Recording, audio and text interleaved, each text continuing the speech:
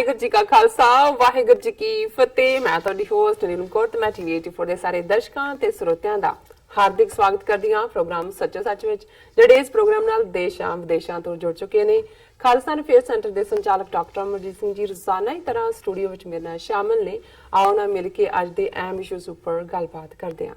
ਜੀ ਡਾਕਟਰ ਸਾਹਿਬ ਵਾਹਿਗੁਰੂ ਜੀ ਕਾ ਖਾਲਸਾ ਵਾਹਿਗੁਰੂ ਜੀ ਕੀ ਫਤਿਹ।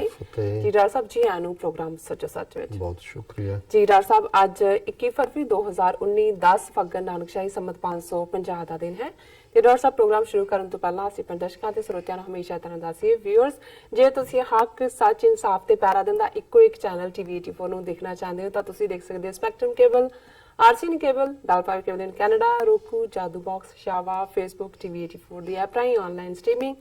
And IP box ਤੇ ਤੁਸੀਂ ਟੀਵੀ 84 ਨੂੰ ਦੇਖ ਸਕਦੇ ਹੋ। ਵਿਊਅਰਸ, ਜੇ ਤੁਸੀਂ ਟੀਵੀ 84 ਨਾਲ ਜਾਂ ਪ੍ਰੋਗਰਾਮ ਸੱਚੋ ਸੱਚ ਨਾਲ ਫੇਸਬੁੱਕ ਰਾਹੀਂ ਜੁੜੇ ਤਾਂ ਇਸ ਨੂੰ ਵੱਧ ਲਾਈਕ ਕਰੋ ਤੇ ਸ਼ੇਅਰ ਕਰੋ ਅਤੇ ਨਾਲ ਹੀ YouTube ਤੇ ਸਬਸਕ੍ਰਾਈਬ ਕਰੋ। ਅਸੀਂ ਆਪਣੇ ਦਰਸ਼ਕਾਂ ਨਾਲ ਇਹ ਸਾਂਝ ਪਾਣੀ ਚਾਹੁੰਦੇ ਹਾਂ, ਜਿਸ ਤਰ੍ਹਾਂ ਕਿ ਅੱਜ ਦੇ ਦਿਨ, ਜਿਸ ਤਰ੍ਹਾਂ ਸਾਨੂੰ ਸਾਰਿਆਂ ਨੂੰ ਪਤਾ ਹੈ ਕਿ ਅੱਜ ਦੇ ਦਿਨ ਯਾਨੀ ਕਿ 21 ਫਰਵਰੀ 1999 ਨੂੰ ਯੂਨਾਈਟਿਡ ਨੇਸ਼ਨਸ ਵੱਲੋਂ ਮਾਂ ਬੋਲੀ ਦਿਵਸ, ਪੰਜਾਬੀ ਮਾਂ ਬੋਲੀ ਦਿਵਸ ਵਜੋਂ ਐਲਾਨਿਆ ਗਿਆ ਸੀ ਇਸ ਦਿਨ ਨੂੰ। ਸੋ ਜਿਸ ਤਰ੍ਹਾਂ ਕਿ ਅਸੀਂ ਸਭ ਜਾਣਦੇ ਹਾਂ, ਜੋ ਇਹ ਸਾਡੀ ਪੰਜਾਬੀ ਬੋਲੀ ਹੈ ਇਹ ਮਾਖਿਓ ਮਿੱਠੀ ਹੈ ਔਰ ਸਾਨੂੰ ਆਪਣੀ ਮਾਂ ਬੋਲੀ ਪੰਜਾਬੀ ਤੇ ਫਖਰ ਹੋਣਾ ਚਾਹੀਦਾ ਹੈ। ਆਪਣੇ ਘਰਾਂ ਵਿੱਚ ਆਪਣੇ ਬੱਚਿਆਂ ਨਾਲ ਸਾਨੂੰ ਪੰਜਾਬੀ ਮਾਂ ਬੋਲੀ ਬੋਲਣੀ ਚਾਹੀਦੀ ਹੈ। ਆਪਣੇ ਬੱਚਿਆਂ ਨੂੰ ਦੱਸਣਾ ਚਾਹੀਦਾ ਹੈ ਇਹ ਹੀ ਸਾਡੀ ਪਹਿਲੀ ਪੰਜਾਬੀ ਮਾਂ ਬੋਲੀ ਹੈ, ਜਿਸ ਨੂੰ ਸਾਨੂੰ ਸਾਰਿਆਂ ਨੂੰ ਸਿੱਖਣਾ ਚਾਹੀਦਾ, ਪੜ੍ਹਨਾ ਚਾਹੀਦਾ ਹੈ ਔਰ ਬਾਕੀਆਂ ਨੂੰ ਵੀ ਦੱਸਣਾ ਚਾਹੀਦਾ। ਸੋ ਇਸ ਮਾਂ ਬੋਲੀ ਦਿਵਸ ਤੇ ਅਸੀਂ ਸਭ ਨੂੰ ਟੀਵੀ 84 ਵੱਲੋਂ ਲੱਖ ਲੱਖ ਮੁਬਾਰਕਾਂ ਦਿੰਦੇ ਹਾਂ ਔਰ ਅਸੀਂ ਇਸ ਦਾ ਜ਼ਿਕਰ ਸੈਕਿੰਡ ਵਾਲੇ ਸੈਗਮੈਂਟ ਵਿੱਚ ਕਰਾਂਗੇ। Thank you so much. So keep watching TV 84। ਜੀ ਡਾਕਟਰ ਸਾਹਿਬ, ਆਪਾਂ ਜੋ ਅੱਜ ਦਾ ਪਹਿਲਾ ਇਸ਼ੂ ਹੈ ਉਸ ਉੱਪਰ ਤੁਹਾਡੇ ਵਿਚਾਰਾਂ ਦੀ ਜਾਣਕਾਰੀ ਲਵਾਂਗੇ। ਜੀ ਡਾਕਟਰ ਸਾਹਿਬ ਕੀ ਕਹਿਣਾ ਚਾਹੋਗੇ? ਦੇਖੋ, ਤੁਸੀਂ ਬੜੇ ਚੰਗੇ ਢੰਗ ਨਾਲ ਸ਼ੁਰੂਆਤ ਕੀਤੀ ਹੈ ਅੱਜ ਦੇ ਪ੍ਰੋਗਰਾਮ ਦੀ। ਜੀ ਥੈਂਕ ਯੂ। ਕਿ ਇੰਟਰਨੈਸ਼ਨਲ ਮਦਰ ਲੈਂਗੁਏਜ ਡੇ ਜੀ, ਔਰ ਦੂਸਰੇ ਸੈਗਮੈਂਟ 'ਚ ਅਸੀਂ ਵੇਰਵੇ ਨਾਲ ਗੱਲ ਕਰਾਂਗੇ ਕਿ ਕਿਵੇਂ ਇਹ ਦਿਨ ਐਲਾਨਿਆ ਗਿਆ ਔਰ ਸਾਡੀ ਜ਼ਿੰਦਗੀ ਦੇ ਵਿੱਚ ਔਰ ਖ਼ਾਸ ਤੌਰ ਤੇ ਸਾਡੇ ਬੱਚੇ ਬੱਚੀਆਂ ਜਦੋਂ ਕਿ ਉਹ ਵੱਡੇ ਹੁੰਦੇ ਨੇ, ਕਿਵੇਂ ਆਪਣੀ ਮਾਂ ਬੋਲੀ ਦਾ ਜਿਹੜਾ ਇਸਤੇਮਾਲ ਹੈ ਉਹ ਉਹਨਾਂ ਦੇ ਵਿੱਚ ਜਿਹੜੀ ਬੇਸਿਕ ਜਾਂ ਉਹਨਾਂ ਦੀਆਂ ਠੀਕ ਭਾਵਨਾਵਾਂ ਨੇ, ਜਜ਼ਬਾਤ ਨੇ, ਉਸ ਨੂੰ ਉਹਦੇ 'ਚ ਬਿਆਨ ਸਕਦੇ ਨੇ। ਜੀ, ਔਰ ਆਪਣੀ ਮਾਂ ਬੋਲੀ ਦਾ ਹੋਣਾ ਇਵੇਂ ਹੀ ਹੈ ਜਿਵੇਂ ਤੁਹਾਡੇ ਆਪਣੀ ਕਮੀਜ਼ ਪਾਈ ਹੋਈ ਹੈ। ਜਦੋਂ ਤੁਸੀਂ ਦੂਸਰਾ ਕਿਸੇ ਦੀ ਕਮੀਜ਼ ਉਧਾਰੀ ਲੈਂਦੇ ਹੋ, ਜਿੰਨੀ ਮਰਜ਼ੀ ਸੋਹਣੀ ਤੁਹਾਡੇ ਤੇ ਲੱਗ ਰਹੇ ਹੋਏ, ਪਰ ਉਹ ਗੱਲ ਨਹੀਂ ਬਣਦੀ ਹੈ। ਸੋ ਅਸੀਂ ਸਮਝਦੇ ਹਾਂ ਕਿ ਆਪਣੇ ਜਜ਼ਬਾਤ ਜਿਹੜੇ ਨੇ, ਅਸੀਂ ਆਪਣੇ ਅੰਦਰ ਨੂੰ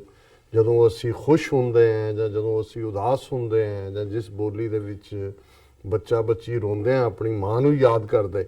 ਸੋ ਜ਼ਾਹਰ ਹੈ ਕਿ ਇਹਦੀ ਇੱਕ ਆਪਣੀ ਅਹਿਮੀਅਤ ਹੈ ਔਰ ਇਹ ਅੱਜ ਦੀ ਦੁਨੀਆ 'ਚ ਅੱਡ ਅੱਡ ਜਿਹੜੀਆਂ ਰਿਸਰਚਸ ਨੇ ਮਨੋਵਿਗਿਆਨੀਆਂ ਵੱਲੋਂ, ਜਿਹੜੇ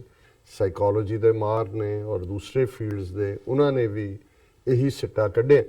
ਔਰ ਇਹਨਾਂ ਮੁਲਕਾਂ 'ਚ ਵੀ ਹੁਣ ਜਦੋਂ ਸਕੂਲਾਂ 'ਚ ਜਿਹੜੇ ਬੱਚੇ ਬਾਈ ਲੈਂਗੁਏਜ ਇਸਤੇਮਾਲ ਕਰਦੇ ਨੇ, ਪੇਰੈਂਟਸ ਨੂੰ ਐਨਕਰੇਜ ਕਰਦੇ ਨੇ ਟੀਚਰਸ ਕਿ ਤੁਸੀਂ ਆਪਣੇ ਬੱਚਿਆਂ ਨੂੰ ਘਰ ਦੇ ਵਿੱਚ ਆਪਣੀ ਜ਼ਬਾਨ ਬੋਲੋ, ਕਿ ਜਿਹੜੇ ਬੱਚੇ ਆਪਣੀ ਜ਼ਬਾਨ ਨੂੰ ਸਮਝਦੇ ਨੇ, ਬੋਲਦੇ ਨੇ, ਉਹ ਦੂਸਰੀ ਜ਼ਬਾਨ ਨੂੰ ਵੀ ਆਸਾਨੀ ਨਾਲ ਸਿੱਖਦੇ ਨੇ। ਸੋ ਅਸੀਂ ਸਮਝਦੇ ਹਾਂ ਵੀ ਇਹ ਸਾਡੇ ਲਈ ਖਾਸ ਤੌਰ ਤੇ ਜਦੋਂ ਅਸੀਂ ਉਸ ਤਹਿਜ਼ੀਬ ਨਾਲ ਜੁੜੇ ਹੋਏ ਹਾਂ ਜਿਹੜੀ 5-6 ਹਜ਼ਾਰ ਸਾਲ ਤੋਂ ਇੰਡਸ ਵੈਲੀ ਸਿਵਲਾਈਜੇਸ਼ਨ ਤੋਂ ਲੈ ਕੇ ਸਾਡੀ ਮਾਣਮੱਤੀ ਫਖਰਾਂ ਵਾਲੀ ਔਰ ਜਿਵੇਂ ਤੁਸੀਂ ਕਿਹਾ ਮਾਖਿਓ ਮਿੱਠੀ ਜ਼ਬਾਨ ਹੈ, ਉਸ ਦੇ ਉੱਤੇ ਸਾਨੂੰ ਫਖਰ ਹੋਣਾ ਚਾਹੀਦਾ ਔਰ ਅਸੀਂ ਦੂਸਰਾ ਸੈਗਮੈਂਟ ਮਾਂ ਬੋਲੀ ਪੰਜਾਬੀ ਨੂੰ ਹੀ ਸਮਰਪਿਤ ਕਰਾਂਗੇ। ਪਹਿਲਾ ਸੈਗਮੈਂਟ ਬਹੁਤ ਅਹਿਮ ਹੈ ਕਿਉਂਕਿ ਜਦੋਂ ਇੱਕ ਪਾਸੇ ਪੁਲਵਾਮਾ ਹਮਲੇ ਦੀ ਆੜ ਦੇ ਵਿੱਚ ਜਿਹੜਾ ਜੰਗਬਾਜ਼ ਸੁਭਾਅ ਦੇ ਲੋਕ, ਜਿਨ੍ਹਾਂ ਦਾ ਬੇਸ਼ੱਕ ਅਲਟੀਮੇਟਲੀ ਗਰਾਊਂਡ 'ਚ ਉਤਰਦੇ ਹਨ ਤੇ ਉਹਨਾਂ ਦੀ ਹਾਲਤ ਕੀ ਹੁੰਦੀ ਹੈ ਇੱਕ ਵੱਖਰੀ ਲਾਈਨ ਹੈ, ਪਰ ਇਸ ਵੇਲੇ ਉਹਨਾਂ ਦੇ ਸਾਰੇ ਹੀ ਜਿੰਨੇ ਪਲੇਟਫਾਰਮਸ ਨੇ, ਉਹ ਸਿਆਸੀ ਹੋਏ, ਉਹ ਇਲੈਕਟ੍ਰੋਨਿਕ ਮੀਡੀਆ ਹੋਏ, ਪ੍ਰਿੰਟ ਮੀਡੀਆ ਹੋਏ, ਸੋਸ਼ਲ ਮੀਡੀਆ ਹੋਏ ਔਰ ਸਮਾਜਿਕ ਦਾਇਰਾਕਾਰ ਹੋਣ ਜਾਂ ਈਵਨ ਗਲੀਆਂ ਬਾਜ਼ਾਰਾਂ ਦੇ ਵਿੱਚ ਵੀ ਉਹਨਾਂ ਨੇ ਇੱਕ ਲੜਾਈ ਜੰਗ, ਪਾਕਿस्तान को सबक सिखाओ जी 40 के 80 ਔਰ ਇਸ ਕਿਸਮ ਦਾ ਮਾਹੌਲ ਉਹਨਾਂ ਨੇ ਬਣਾਇਆ ਹੋਇਆ ਹੈ। ਸੋ ਜ਼ਾਹਰ ਹੈ ਕਿ ਪਾਕਿਸਤਾਨ ਦੇ ਪ੍ਰਾਈਮ ਮਿਨਿਸਟਰ ਇਮਰਾਨ ਖਾਨ ਸਾਹਿਬ ਨੇ ਜਿਹੜਾ ਲਗਭਗ 6 ਮਿੰਟ ਦਾ ਰਿਸਪੌਂਸ ਭਾਰਤ ਨੂੰ ਦਿੱਤਾ ਹੈ, ਉਹਨਾਂ ਦੇ ਵੀ ਭਾਰਤ ਵਾਲਿਆਂ ਦੇ ਆਪਣੇ ਐਕਸਪਰਟ ਬੈਠੇ ਹੁੰਦੇ ਨੇ, ਜਿਨ੍ਹਾਂ ਦੇ ਵਿੱਚ ਸਾਈਕੋਲੋਜਿਸਟ ਵੀ ਹੁੰਦੇ ਨੇ, ਪੋਲੀਟੀਕਲ ਐਕਸਪਰਟ ਵੀ ਹੁੰਦੇ ਨੇ, ਲੈਂਗੁਏਜ ਐਕਸਪਰਟ ਵੀ ਹੁੰਦੇ ਨੇ, ਤੁਹਾਡੀ ਬਾਡੀ ਲੈਂਗੁਏਜ ਨੂੰ ਵੀ ਦੇਖ ਰਹੇ ਹੁੰਦੇ ਨੇ। ਜੀ ਸੋ ਉਹਨਾਂ ਨੇ ਇਹ ਜ਼ਰੂਰ ਅੰਦਾਜ਼ਾ ਲਾ ਲਿਆ ਹੋਏਗਾ ਕਿ ਇਮਰਾਨ ਖਾਨ ਮੀਨਸ ਬਿਜ਼ਨਸ। ਬਿਲਕੁਲ ਬਿਲਕੁਲ। ਜਦੋਂ ਉਹਨਾਂ ਨੇ ਕਨਕਲੂਡ ਕੀਤਾ ਕਿ ਜੰਗ ਤੁਸੀਂ ਸ਼ੁਰੂ ਕਰ ਸਕਦੇ ਹੋ, ਪਰ ਫਿਰ ਖਤਮ ਕਿਵੇਂ ਹੋਏਗੀ ਔਰ ਕੌਣ ਕਰੇਗਾ, ਜੀ ਉਹਦੇ ਤੇ ਫਿਰ ਤੁਹਾਡਾ ਸਾਡਾ ਕੰਟਰੋਲ ਨਹੀਂ ਹੋਣਾ, ਇਹ ਫਿਰ ਮਨੁੱਖਤਾ ਦੀ, ਇਨਸਾਨੀਅਤ ਦੀ ਤਬਾਹੀ ਹੋਏਗਾ। ਜੀ ਸੋ ਮੈਂ ਸਮਝਦਾ ਵੀ ਇਹ ਬੜੇ ਗਿਣੇ ਨਪੇ ਤੋਲੇ ਲਫ਼ਜ਼ ਜਿਹੜੇ ਨੇ, ਇਸ ਤੋਂ ਇਹਨਾਂ ਨੂੰ ਜ਼ਰੂਰ ਥੋੜੀ ਬਹੁਤ ਸਮਝ ਆਈ ਹੈ ਕਿ ਇਹ ਜਿਹੜਾ ਜਿੰਗੋਇਜ਼ਮ ਕ੍ਰੀਏਟ ਕੀਤਾ ਹੋਇਆ ਇਹਨਾਂ ਨੇ, ਭੂਤਰਿਆਪਨ, ਜੀ ਇਹ ਇਹਨਾਂ ਨੂੰ ਮਹਿੰਗਾ ਪੈ ਸਕਦਾ ਸਕਦਾ। ਲੇਕਿਨ ਆਲਰੇਡੀ ਜਿਹੜਾ ਉਹਦੇ ਚੋਂ ਉਹ ਇੱਕ ਫਾਇਦਾ ਕੱਢਣਾ ਚਾਹੁੰਦੇ ਸੀ ਜਾਂ ਕੱਢਣਾ ਚਾਹੁੰਦੇ ਨੇ, ਉਹ ਉਹਨਾਂ ਨੇ ਆਲਰੇਡੀ ਸ਼ੁਰੂ ਕਰ ਲਿਆ ਜੀ ਕਿ ਨਰਿੰਦਰ ਮੋਦੀ ਨੇ ਯੂਪੀ ਦੇ ਵਿੱਚ ਆਪਣੀ ਇਲੈਕਸ਼ਨ ਰੈਲੀ ਦੇ ਵਿੱਚ ਔਰ ਅਮਿਤ ਸ਼ਾਹ ਨੇ ਅਸਾਮ ਦੇ ਵਿੱਚ ਆਪਣੀ ਇਲੈਕਸ਼ਨ ਰੈਲੀ 'ਚ ਆਲਰੇਡੀ ਪੁਲਵਾਮਾ ਦਾ ਨਾਂ ਇਸਤੇਮਾਲ ਕਰਦੇ ਆ ਉਹਨਾਂ ਮਾਰੇ ਗਏ ਜਿਹੜੇ ਗਰੀਬ ਜਾਂ ਉਹਨਾਂ 'ਚ ਦਲਿਤ ਨੇ ਜਾਂ OBC ਨੇ, ਅਦਰ ਬੈਕਵਰਡ ਕਲਾਸਿਸ ਜਾਂ ਪਛੜੀਆਂ ਸ਼੍ਰੇਣੀਆਂ ਵਾਲੇ ਨੇ, ਔਰ 2 ਜਾਂ 3 ਉਹਨਾਂ ਚੋਂ ਉੱਚੀ ਜਾਤ ਦੇ ਬ੍ਰਾਹਮਣ ਨੇ, ਬਾਕੀ ਸਾਰੇ ਹੀ ਸ਼ੂਦਰ ਜਾਂ 4 ਸਿੱਖ ਨੇ। ਜੀ ਸੋ ਇਹ ਗੱਲ ਵੀ ਹੁਣ ਕਾਰਵਾਂ ਇੱਕ ਬੜਾ ਪਪੂਲਰ ਮੈਗਜ਼ੀਨ ਹੈ, ਉਹਨਾਂ ਨੇ ਇਸ ਦੇ ਉੱਤੇ ਪੂਰੀ ਸਟੋਰੀ ਕੀਤੀ ਹੈ ਔਰ ਅਸੀਂ ਉਸ ਨੂੰ ਵੇਰਵੇ ਨਾਲ ਵੀ ਡਿਸਕਸ ਕਰਾਂਗੇ ਕਿਸੇ ਵੇਲੇ। ਜੀ ਲੇਕਿਨ ਇਹ ਗੱਲ ਵੀ ਸਾਹਮਣੇ ਆ ਔਰ ਉਹਨਾਂ ਨੇ ਕੰਪੇਅਰ ਕੀਤਾ ਹੈ ਕਿ ਇੱਕ ਪਾਸੇ ਜਿਹੜੇ ਛਾਤੀ ਠੋਕ ਕੇ ਜੰਗ ਜੰਗ ਜੰਗ ਕਰ ਰਹੇ ਨੇ, ਉਹਨਾਂ ਦੇ ਤਾਂ ਮੁੰਡੇ ਕੁੜੀਆਂ ਫੌਜ 'ਚ ਨਹੀਂ ਹੈਗੇ, ਜੀ ਔਰ ਨਾ ਹੀ ਉੱਚੀਆਂ ਜਾਤਾਂ ਦੇ ਜਿਹੜੇ 12.5% ਦੇ ਕਰੀਬ ਲੋਕ ਨੇ, ਉਹਨਾਂ ਦੇ ਤਾਂ 2 ਜਾਂ 3 ਬੰਦੇ ਨੇ, ਬਿਲਕੁਲ। ਤੇ ਜਿਹੜੇ ਬਾਕੀ 40 ਮਰੇ ਨੇ 44 45 ਚੋਂ, ਉਹ ਤਾਂ ਗਰੀਬ ਦਲਿਤ ਸ਼ੂਦਰ ਜਾਂ ਸਿੱਖ ਨੇ, ਇੱਕ ਮੁਸਲਮਾਨ ਹੈ। ਜੀ ਸੋ ਜ਼ਾਹਰ ਹੈ ਵੀ ਇਹ ਵੀ ਹਾਲਾਂ ਇਸ ਦੀ ਉਹਨਾਂ ਨੂੰ ਬਹੁਤ ਤਕਲੀਫ ਹੋਈ ਹੈ ਇਸ ਲਿਖਤ ਦੇ ਛਪਣ ਦੀ ਵੀ, ਔਰ ਇਸ ਦੀ ਚਰਚਾ ਸਾਰੇ ਪਾਸੇ ਹੋ ਰਹੀ ਹੈ ਕਿ ਵੀ ਇਹ ਹਾਲਾਂਕਿ 1-2 ਜਿਹੜੀਆਂ ਦਲਿਤ ਮੈਗਜ਼ੀਨਸ ਨੇ, ਉਹਨਾਂ ਨੇ ਸ਼ੁਰੂ 'ਚ ਹੀ ਕਿਹਾ ਸੀ ਕਿ ਵੀ ਪਤਾ ਨਹੀਂ ਇਹ ਕਿੰਨਾ ਠੀਕ ਹੈ। ਉਹਨਾਂ ਨੇ ਕਿਹਾ ਜੀ ਇਹ ਜਿਹੜੀ ਹੈ ਬੱਸ ਖਰਾਬ ਦੇ ਬਹਾਨੇ ਇਹਨਾਂ ਨੇ ਸਾਰੇ ਇੱਕ ਗੱਡੀ ਦੇ ਵਿੱਚ ਸ਼ੂਦਰ ਔਰ ਜਿਹੜੇ ਸਿੱਖ ਨੇ ਉਹ ਇਕੱਠੇ ਕਰਕੇ ਮਾਰੇ ਹੀ ਤਾਂ ਨੇ ਕਿ ਵੀ ਉਹਦੇ 'ਚ ਅਦਰਵਾਈਜ਼ ਇੰਨੀ ਪਰਸੈਂਟੇਜ ਨਹੀਂ ਹੁੰਦੀ ਐਵਰੇਜ ਕਿ ਵੀ OBC ਤੇ BC, ਪਤਾ ਨਹੀਂ, ਕਿਉਂਕਿ ਬਹੁਤ ਸਾਰੀਆਂ ਫਿਰ ਕੰਸਪੀਰੇਸੀ ਥਿਊਰੀਜ਼ ਵੀ ਹੁੰਦੀਆਂ, ਪਰ ਜਿਹੜੇ ਉਹਨਾਂ ਦੀ ਅਸਲੀਅਤ ਹੈ ਉਹ ਤਾਂ ਸਾਹਮਣੇ ਹੈ, ਉਹ ਸਾਹਮਣੇ ਹੈ। ਬਿਲਕੁਲ। ਸੋ ਜ਼ਾਹਰ ਹੈ ਕਿ ਵੀ ਹੁਣ ਜਿੰਨਾ ਇਹਨਾਂ ਨੇ ਵਾਰ ਹਿਸਟੀਰੀਆ ਕ੍ਰੀਏਟ ਕਰ ਦਿੱਤਾ ਹੈ, ਭੂਤਰਿਆਪਨ ਕ੍ਰੀਏਟ ਕਰ ਦਿੱਤਾ ਹੈ, ਜਦੋਂ ਤੁਸੀਂ ਕਿਸੇ ਚੀਜ਼ ਨੂੰ ਉਸ ਹੱਦ ਤੱਕ ਉਠਾ ਦਿੰਦੇ ਹੋ, ਉਹਨੂੰ ਫਿਰ ਸ਼ਾਂਤ ਕਰਨ ਦੇ ਲਈ ਵੀ ਵੋਟਾਂ ਮੰਗਣਾ ਤਾਂ ਇੱਕ ਪਾਰਟ ਹੈ। ਹੁਣ ਇਹਨੂੰ 2 ਮਹੀਨੇ ਤੱਕ ਕਿਵੇਂ ਜਾਰੀ ਰੱਖਣਾ ਹੈ ਇਹ ਸਾਰੇ ਪਾਗਲਪਨ ਨੂੰ, ਤਾਂ ਕਿ ਲੋਕਾਂ ਤੋਂ 2-2.5 ਮਹੀਨੇ ਬਾਅਦ ਵੋਟਾਂ ਮੰਗੀਆਂ ਜਾ ਸਕਣ, ਇਹ ਵੀ ਇੱਕ ਚੈਲੰਜ ਹੈ ਜਿਹਨੂੰ ਉਹਨਾਂ ਦੀ ਜਿਹੜੀ ਰਿਊਮਰ ਮਿਲ ਹੈ ਔਰ ਉਹਨਾਂ ਦਾ ਸੋਸ਼ਲ ਮੀਡੀਆ ਨੈਟਵਰਕ ਹੈ, ਉਹ ਝੂਠੀਆਂ ਕਹਾਣੀਆਂ। ਹੁਣ ਤਾਂ ਮੈਂ ਦੇਖ ਰਿਹਾ ਕਿ 90% ਤੋਂ ਜ਼ਿਆਦਾ ਜਿਹੜੀਆਂ ਫੋਟੋਆਂ ਆਉਂਦੀਆਂ ਨੇ, ਵੀਡੀਓ ਆਉਂਦੀਆਂ ਨੇ, ਸਟੋਰੀਜ਼ ਹੋ ਰਹੀਆਂ, ਇਹ ਸਭ ਪਲਾਂਟ ਹੋ ਰਹੀਆਂ। ਕੋਈ ਕਿਤੋਂ ਆ ਰਹੀ ਹੈ, ਕੋਈ ਫੋਟੋ ਜਿਹੜੀ ਹੈ 10 ਸਾਲ ਪੁਰਾਣੀ ਹੈ, ਉਹਦੇ ਤੇ ਸਿਰ ਕਿਸੇ ਦਾ ਲਾਇਆ ਹੋਇਆ, ਲੱਤਾਂ ਕਿਸੇ ਦੀਆਂ ਲਾਈਆਂ ਹੋਈਆਂ। ਸੋ ਇਸ ਦੇ ਨਾਲ ਨਾਲ ਅਸੀਂ ਦੇਖਦੇ ਹਾਂ ਕਿ ਵੀ ਹੁਣ ਇਹਨਾਂ ਨੂੰ ਕੁਛ ਨਾ ਕੁਛ ਹੋਰ ਵੀ ਜਿਹੜਾ, ਮੈਨੂੰ ਨਹੀਂ ਲੱਗਦਾ ਵੀ ਸਿੱਧਾ ਇਹ ਜਿਸ ਕਿਸਮ ਦਾ ਰਿਸਪੌਂਸ ਆਇਆ ਉਸ ਤੋਂ ਬਾਅਦ ਇਹ ਸਿੱਧਾ ਜੰਗ ਕਰਨ ਦਾ ਹੌਸਲਾ ਕਰਨ, ਸਰਜੀਕਲ ਸਟ੍ਰਾਈਕ ਵਾਲਾ ਵੀ, ਕਿਉਂਕਿ ਇੱਕ ਵਾਰ ਚੱਲ ਜਾਂਦਾ ਹੈ, ਜਿਹਨੂੰ ਪੰਜਾਬੀ 'ਚ ਵੀ ਕਹਿੰਦੇ ਨੇ ਵੀ ਕਾਠ ਦੀ ਹੰਡੀ ਬਾਰ-ਬਾਰ ਨਹੀਂ ਚੜ੍ਹਦੀ, ਕਿ ਇੱਕ ਵਾਰ ਤਾਂ 6 ਸਰਜੀਕਲ ਸਟ੍ਰਾਈਕਸ ਦਾ ਡਰਾਮਾ ਕਰਕੇ ਜਿਹੜਾ ਉਹ ਵੋਟਾਂ ਲੈ ਲਈਆਂ, ਔਰ ਉਦੋਂ ਸੀ ਕਿ ਜੀ हमने पाकिस्तान को नानी याद करवा दी, फलाना करवा दिया, अब उठेंगे नहीं, ਤੇ ਨਾਲ ਦੀ ਨਾਲ ਹੀ ਇਹਨਾਂ ਨੇ ਆਪ ਹੀ ਗਣੇ ਨੇ ਵੀ 18 ਹਮਲੇ ਹੋਏ, ਕਿਨੇ ਕੀਤੇ ਕਿਨੇ ਨਹੀਂ, ਪਰ ਆਪ ਹੀ ਇਹ ਫਿਰ ਆਪਣਾ ਜਿਵੇਂ ਕੋਈ ਜਿਹੜਾ ਆਪਣੇ ਕੀਤੇ ਤੋਂ ਆਪ ਹੀ ਡਰਨ ਲੱਗ ਜਾਂਦਾ। ਸੋ ਉਹਨਾਂ ਨੂੰ ਇਹ ਲੱਗਦਾ ਵੀ ਸ਼ਾਇਦ ਇਹ ਗੱਲ ਐਤਕੀ ਵਿਕੇ ਨਾ, ਔਰ ਜਿਵੇਂ ਪਾਕਿਸਤਾਨ ਦੇ ਵਿੱਚ ਇਮਰਾਨ ਖਾਨ ਦੀ ਹਕੂਮਤ ਆਉਣ ਤੋਂ ਬਾਅਦ ਉਹਨਾਂ ਨੂੰ ਇਹ ਪਤਾ ਹੈ ਕਿ ਵੀ ਇਹ ਜੇ ਸਰਜੀਕਲ ਸਟ੍ਰਾਈਕ ਦੇ ਨਾਂ ਥੱਲੇ ਕੋਈ ਵੀ ਗੜਬੜ ਕਰਨ ਦੀ ਕੋਸ਼ਿਸ਼ ਕੀਤੀ, ਔਰ ਆਲਰੇਡੀ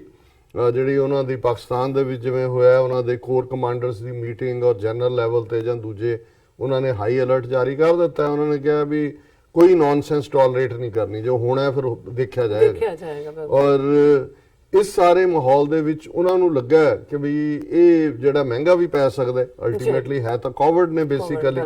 ਔਰ ਝੂਠੇ ਨੇ। ਇੱਕ ਤਾਂ ਹੁੰਦਾ ਨਾ ਕਿਸੇ ਨੂੰ ਅਸਲ 'ਚ ਕੋਈ ਹੋਇਆ ਹੋਏ ਤਾਂ ਰੋਜ਼ ਆ ਗਿਆ ਹੋਏ, ਕੀਤਾ ਤਾਂ ਇਹਨਾਂ ਦਾ ਆਪਣਾ ਘਰ ਹੈ। ਬਿਲਕੁਲ। ਸੋ ਉਹਦੇ 'ਚ ਹੁਣ ਜਿਹੜਾ ਲੋਕਾਂ ਦੀ ਵਿੱਚ ਉਹ ਇੰਨਾ ਕੁ ਜਗਾਇਆ ਹੋਇਆ ਹੈ ਝੂਠ ਦੇ ਨਾਲ, ਉਹਨੂੰ ਝੂਠਾ ਰੋਹ ਹੀ ਕਹਿ ਲਓ, ਉਹਦੀ ਸੈਟੀਸਫੈਕਸ਼ਨ ਕਿਵੇਂ ਹੋਏ।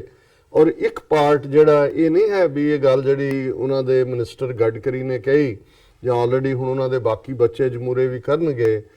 ਪਾਣੀ ਨੂੰ ਐਜ਼ ਏ ਵੈਪਨ ਇਸਤੇਮਾਲ ਕਰਨਾ, ਪਾਣੀ ਦਾ ਹਥਿਆਰ, ਇਹ ਨਵਾਂ ਨਹੀਂ ਹੈ। ਬਹੁਤ ਘੱਟ, ਕਿਉਂਕਿ ਬਹੁਤੇ ਸਾਡੇ ਜਿਹੜੇ ਨੇ ਉਹਨਾਂ ਨੂੰ ਪੜ੍ਹਨ ਲਿਖਣ ਦਾ ਵੀ ਨਹੀਂ ਹੈ, ਆਪਣਾ ਡੇ ਟੂ ਡੇ ਖਬਰਾਂ ਹੁੰਦੀਆਂ ਨੇ।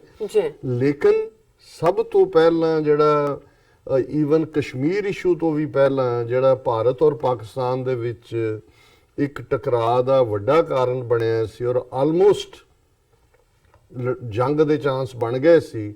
ਉਹ ਸੀ ਵਾਟਰ ਇਸ਼ੂ। ਹੁਣ ਜ਼ਾਹਿਰ ਹੈ ਵੀ ਅੰਗਰੇਜ਼ਾਂ ਨੇ ਆਪਣੇ ਰਾਜ ਵੇਲੇ 19ਵੀਂ ਸਦੀ ਦੇ ਅਖੀਰ 'ਚ ਉਹਨਾਂ ਨੇ ਸਰਵੇ ਕਰਾਇਆ। ਉਸ ਤੋਂ ਪਹਿਲਾਂ ਹੁੰਦਾ ਸੀ, ਕਿਉਂਕਿ ਯੂਰਪ ਦੇ ਵਿੱਚ ਵੀ ਜਦੋਂ ਇੰਡਸਟਰੀਅਲਾਈਜੇਸ਼ਨ ਹੋ ਗਈ ਔਰ ਉਹਨਾਂ ਦੇ ਦੂਜੇ ਪ੍ਰੋਡਕਟ ਪੈਦਾ ਹੋ ਰਹੇ ਸੀ, ਸੋ ਦੁਨੀਆ ਨੂੰ ਖਵਾਉਣ ਦਾ ਜਿਹੜਾ ਸੀ, ਔਰ ਖਾਸ ਤੌਰ ਤੇ ਭਾਰਤ ਜਿਸ ਦੇ ਉੱਤੇ ਉਹਨਾਂ ਨੇ ਕਬਜ਼ਾ ਕੀਤਾ, ਉਸ ਦੇ ਵਿੱਚ ਆਮ ਹੀ ਜਿਹੜਾ ਉਹ ਅਕਾਲ ਪੈ ਜਾਂਦਾ ਸੀ। ਕਦੇ ਮੀਂਹ ਨਹੀਂ, ਅਕਾਲ ਕੀ ਹੈ, ਸਾਲ 2 ਸਾਲ ਮੀਂਹ ਨਾ ਪਏ ਤਾਂ ਅਕਾਲ ਪੈ ਜਾਂਦਾ ਸੀ। ਭੁੱਖੇ ਲੋਕ ਮਰਦੇ ਸੀ ਲੱਖਾਂ ਕਰੋੜਾਂ ਦੀ ਗਿਣਤੀ 'ਚ।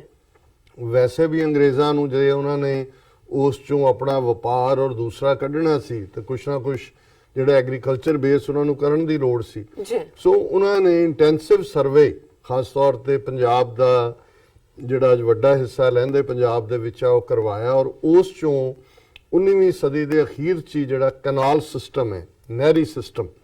ਉਹ ਕੱਢਿਆ। ਵੱਡੀਆਂ ਵੱਡੀਆਂ ਨਹਿਰਾਂ ਔਰ ਜਿੰਨੀਆਂ ਬਾਰ ਜੰਗਲ ਨੂੰ ਕਹਿੰਦੇ ਨੇ,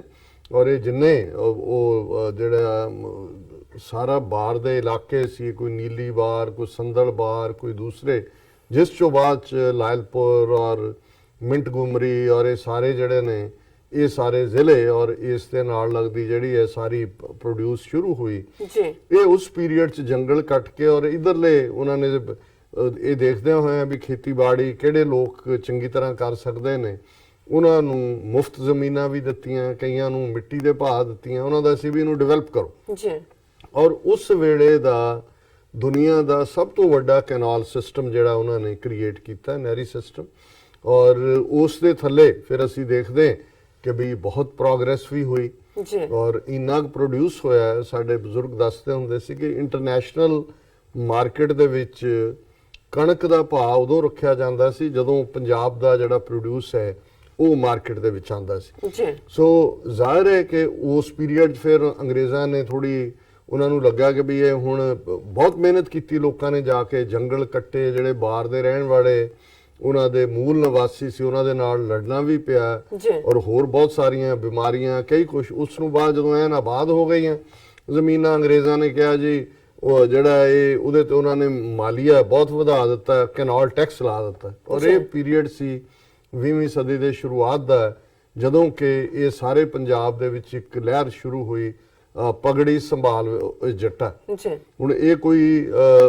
ਪੈਰੋਕੀਅਲ ਕਿਸਮ ਦੀ ਨਹੀਂ ਸੀ, ਉਹਦੇ ਚ ਜਦੋਂ ਜੱਟਾ ਸ਼ਬਦ ਸੀ ਉਹ ਕਿਸਾਨ, ਸਿੱਖ ਵੀ, ਹਿੰਦੂ ਵੀ, ਮੁਸਲਮਾਨ ਵੀ, ਸਿੱਖ ਮੁਸਲਮਾਨ ਜ਼ਿਆਦਾ ਸਨ। ਸੋ ਪਗੜੀ ਸੰਭਾਲ ਹੋਏ ਜੱਟਾ ਦੇ ਥੱਲੇ ਇੱਕ ਲਹਿਰ ਹੋਈ ਸ਼ੁਰੂ ਕਿ ਵੀ ਨਹੀਂ ਦੇਣਾ ਇਹਨਾਂ ਨੂੰ। ਔਰ ਇਹ ਮਚ ਬਿਫੋਰ ਅਜੇ ਗਾਂਧੀ ਵੀ ਸੀਨ ਤੇ ਨਹੀਂ ਸੀ ਆਇਆ, ਅਜੇ ਜਲਿਆਂਵਾਲਾ ਬਾਗ ਵੀ ਨਹੀਂ ਸੀ ਹੋਇਆ, ਅਸੀਂ 1904-05 ਦੇ ਪੀਰੀਅਡ ਦੀ ਗੱਲ ਕਰ ਰਹੇ।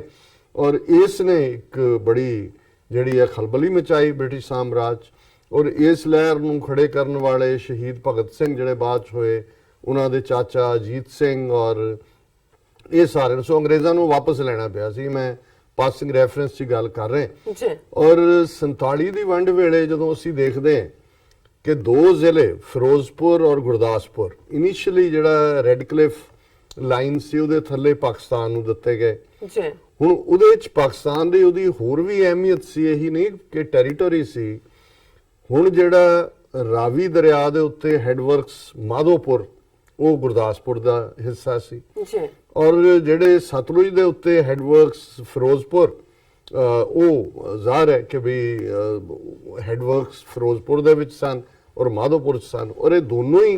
ਕੰਟਰੋਲਿੰਗ ਥਾਵਾਂ ਸੀ। ਲਹਿੰਦੇ ਪੰਜਾਬ ਦੇ ਵਿੱਚ ਜਿਹੜਾ ਹੈ ਉਹ ਪਾਣੀ ਉੱਥੋਂ ਹੀ ਜਾਂਦਾ ਸੀ, ਉੱਥੋਂ ਹੀ ਕੰਟਰੋਲ ਸੀ। ਲੇਕਿਨ ਇਹ ਇੱਕ ਵੱਖਰੀ ਬਹਿਸ ਹੈ ਵੀ ਕਿਵੇਂ ਇਹ ਜਿਹੜੇ ਜ਼ਿਲ੍ਹੇ ਨੇ ਫਾਈਨਲੀ ਜਿਹੜੇ ਨੇ ਇੱਧਰ ਆਏ। ਹਾਲਾਂ ਗੁਰਦਾਸਪੁਰ ਦੀ ਤਹਿਸੀਲ ਸ਼ਕਰਗੜ੍ਹ ਪਾਕਿਸਤਾਨ ਦੇ ਵਿੱਚ ਗਈ, ਜਾਂ ਫਿਰੋਜ਼ਪੁਰ ਦਾ ਵੀ ਕੋਈ ਹਿੱਸਾ ਗਿਆ, ਔਰ ਇਧਰੋਂ ਜਿਹੜਾ ਪੱਟੀ ਔਰ ਦੂਸਰਾ ਇਲਾਕਾ ਲਾਹੌਰ ਦਾ ਸੀ ਉਹ ਅੰਮ੍ਰਿਤਸਰ ਦੇ ਨਾਲ ਆਇਆ। ਸੋ ਇਹ ਇੱਕ ਵੱਖਰਾ ਵਿਸ਼ਾ ਹੈ ਕਿ ਕੀ ਹੋਇਆ। ਲੇਕਿਨ ਉਦੋਂ ਭਾਰਤ ਨੇ ਸਭ ਤੋਂ ਪਹਿਲਾਂ ਇਹ ਦੋਨੋਂ ਹੀ ਜਿਹੜੇ ਮਾਧੋਪੁਰ ਔਰ ਫਿਰੋਜ਼ਪੁਰ ਹੈਡਵਰਕਸ ਬੰਦ ਕਰਤੇ ਸੀ ਕਿ ਪਾਕਿਸਤਾਨ ਨੂੰ ਸਟਾਰਵ ਕਰਨਾ ਹੈ, ਪਾਣੀ ਨਹੀਂ ਦੇਣਾ, ਇਹ ਉਹ। ਔਰ ਜਦੋਂ ਇਹ ਸਾਰੇ ਦੇ ਉੱਤੇ ਚੈਲੰਜ ਹੋਇਆ, ਟਕਰਾਅ ਵਧਣ ਲੱਗਾ, ਇਹ ਉਹ ਪੀਰੀਅਡ ਸੀ ਕਿ ਵਰਲਡ ਬੈਂਕ ਨੇ ਇਸ ਦੇ ਵਿੱਚ ਜੰਪ ਕੀਤਾ। ਔਰ ਵਰਲਡ ਬੈਂਕ ਦੇ ਫਿਰ ਅਗਲੇ ਜਿਹੜੇ ਵਰੇ ਨੇ ਸਾਰੇ ਉਹਦੇ 'ਚ ਵਰਲਡ ਬੈਂਕ ਰਾਹੀਂ ਨੈਗੋਸ਼ੀਏਸ਼ਨ ਹੋ ਕੇ 1960 ਦੇ ਵਿੱਚ ਇੱਕ ਜਿਹੜੀ ਹੈ ਟ੍ਰੀਟੀ ਸਾਈਨ ਹੋਈ, ਜਿਹਨੂੰ ਇੰਡਸ ਵਾਟਰ ਟ੍ਰੀਟੀ ਕਹਿੰਦੇ ਨੇ। ਔਰ ਇੰਡਸ ਵਾਟਰ ਟ੍ਰੀਟੀ ਜਿਹੜੀ ਕਿ ਜਵਾਹਰ ਲਾਲ ਨਹਿਰੂ ਔਰ ਉਧਰੋਂ ਜਨਰਲ ਅਯੂਬ ਖਾਨ, ਕਿਉਂਕਿ ਪਾਕਿਸਤਾਨ 'ਚ ਉਹਨਾਂ ਨੇ ਜਿਹੜੀ ਇਹ ਪਾਵਰ ਲੈ ਲਈ ਸੀ ਫੌਜੀ ਕੂ ਰਾਹੀਂ, ਇਹਨਾਂ ਦੇ ਵਿਚਕਾਰ ਸਾਈਨ ਹੋਈ। ਸੋ ਜਿਹੜਾ ਉਹਨਾਂ ਉਸ ਟ੍ਰੀਟੀ ਦੇ ਵੇਲੇ ਜਿਹੜਾ ਉਹਦਾ ਬੇਸ ਸੀ, ਹਾਲਾਂ ਉਹਨੂੰ ਉਹਨਾਂ ਨੇ ਇੰਡਸ ਵਾਟਰ ਬੇਸਨ ਕੀ ਹੈ, ਸਤਲੁਜ ਬੇਸਨ, ਉਹ ਕੱਲਾ ਉੱਥੋਂ ਨਹੀਂ ਜਿੱਥੋਂ ਪਾਣੀ ਆ ਰਿਹਾ ਜੀ ਉਹਦਾ, ਕਿਉਂਕਿ ਉਹ ਰਾਜਸਥਾਨ ਨੂੰ ਵਿੱਚ ਵਾੜਨਾ ਚਾਹੁੰਦੇ ਸੀ। ਔਰ ਜਿਹੜਾ ਬਾਅਦ ਦੇ ਵਿੱਚ ਪੰਜਾਬ ਦਾ ਪਾਣੀ ਮੁਫਤੋਂ ਮੁਫਤੀ ਰਾਜਸਥਾਨ ਔਰ ਹਰਿਆਣੇ ਨੂੰ ਜਾ ਰਿਹਾ ਹੈ, ਰਾਜਸਥਾਨ ਨੂੰ ਖਾਸ ਕਰ, ਉਹਦਾ ਬੇਸ ਇਹਨਾਂ ਨੇ ਬਣਾਇਆ ਜੀ ਕਿ ਅਸੀਂ ਜਦੋਂ ਟ੍ਰੀਟੀ ਕੀਤੀ ਸੀ ਤੇ ਰਾਜਸਥਾਨ ਨੂੰ ਅਸੀਂ ਇਧਰਲੇ ਪਾਣੀ ਦੇ ਬੇਸ 'ਚ ਰੱਖਿਆ ਸੀ। ਇਸ ਲਈ ਉਹਨਾਂ, ਹਾਲਾਂਕਿ ਕੋਈ ਟ੍ਰੀਟੀ ਦਾ ਆਧਾਰ ਬਾਅਦ 'ਚੋਂ ਵਾਟਰ ਬੇਸਨ ਨਹੀਂ ਸੀ,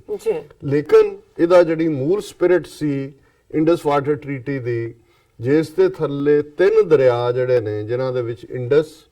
ਚਨਾਬ ਤੇ ਜੇਹਲਮ, ਇਹ ਪਾਕਿਸਤਾਨ ਨੂੰ ਦਿੱਤੇ ਗਏ। ਹਾਲਾਂਕਿ ਜਿਹੜਾ ਚੀਨ ਦੇ ਵਿੱਚੋਂ ਆਂਦਾ ਹੈ ਦਰਿਆ ਵੱਡਾ ਸਤਲੁਜ ਵੀ ਉੱਥੋਂ ਆਂਦਾ ਹੈ, ਤਿੱਬਤ ਚੀਨ ਦਾ ਹਿੱਸਾ ਹੈ, ਇੰਡਸ ਨਾਲ ਵੀ ਉਹਦਾ ਸੰਬੰਧ ਜੁੜਦਾ ਹੈ। ਲੇਕਿਨ ਚੀਨ ਇਸ ਟ੍ਰੀਟੀ ਦਾ ਉਸ ਪੀਰੀਅਡ ਦੇ ਵਿੱਚ ਜਿਹੜਾ ਹਿੱਸਾ ਨਹੀਂ ਸੀ, ਜਾਂ ਕਿਉਂ ਨਹੀਂ ਹੋਇਆ, ਲੇਕਿਨ ਇਹਦੇ 'ਚ ਕੋਈ ਸ਼ੱਕ ਨਹੀਂ। ਇਸੇ ਤਰ੍ਹਾਂ 3 ਦਰਿਆ ਜਿਹੜੇ ਸੀ ਸਤਲੁਜ, ਬਿਆਸ ਤੇ ਰਾਵੀ, ਇਹਨਾਂ ਦੇ ਐਕਸਕਲੂਸਿਵ ਰਾਈਟ ਜਿਹੜੇ ਨੇ ਅਪਰ ਰਾਈਪੇਰੀਅਨ ਵੀ ਔਰ ਲੋਅਰ ਰਾਈਪੇਰੀਅਨ ਵੀ, ਉਹ ਇੰਡੀਆ ਦੇ ਕੋਲ ਆਏ, ਔਰ ਚਨਾਬ, ਜੇਹਲਮ ਔਰ ਇੰਡਸ ਦੇ ਪਾਕਿਸਤਾਨ ਦੇ ਕੋਲ। ਇਹ ਰਫਲੀ ਇਸ ਟ੍ਰੀਟੀ ਦਾ ਹਿੱਸਾ ਸੀ, ਲੇਕਿਨ ਉਹਦੇ 'ਚ ਥੋੜੇ ਬਹੁਤ ਪ੍ਰੋਵੀਜ਼ਨ ਸਨ ਇਸ ਕਿਸਮ ਦੇ ਕਿ ਵੀ ਜਿਹੜੇ ਦਰਿਆ ਭਾਰਤ 'ਚੋਂ, ਹੁਣ ਜਿਵੇਂ ਚਨਾਬ ਔਰ ਜੇਹਲਮ ਜਿਹੜੇ ਨੇ ਉਹ ਖਾਸ ਤੌਰ ਤੇ ਜਦੋਂ ਕਸ਼ਮੀਰ ਦੇ ਵਿੱਚੋਂ ਦੀ ਗੁਜ਼ਰਦੇ ਨੇ ਕਿ ਵੀ ਤੁਸੀਂ ਬਿਜਲੀ ਬਣਾਉਣ ਲਈ ਇਸਤੇਮਾਲ ਕਰ ਸਕਦੇ ਹੋ, ਚਨਾਬ ਖਾਸ ਤੌਰ ਤੇ, ਔਰ ਉਸ ਦਾ ਜਿਹੜਾ ਲਿਮਿਟਿਡ ਯੂਜ਼ ਜਿਹੜਾ ਹੈ ਉਹ ਈਵਨ ਐਗਰੀਕਲਚਰ ਲਈ ਵੀ ਹੋ ਸਕਦਾ ਹੈ। ਹੁਣ ਇਸ ਸਾਰੇ ਚੋਂ ਇਸੇ ਤਰ੍ਹਾਂ ਔਰ ਇਸ ਦੇ ਉੱਤੇ ਮੋਨੀਟਰ ਕਰਨ ਦੇ ਲਈ, ਕਿਉਂਕਿ ਵਰਲਡ ਬੈਂਕ ਨੇ ਮੀਡੀਏਸ਼ਨ ਕੀਤੀ, ਇੱਕ ਪੂਰਾ ਟ੍ਰਾਈਬਿਊਨਲ ਬਣਾਇਆ ਗਿਆ ਕਿ ਦੋਨਾਂ ਨੂੰ ਕੋਈ ਸ਼ਿਕਾਇਤ ਹੋਏ, ਇਹ ਟ੍ਰਿਬਿਊਨਲ ਅਜੇ ਵੀ ਮੋਨੀਟਰ ਕਰਦਾ ਹੈ। ਜੇ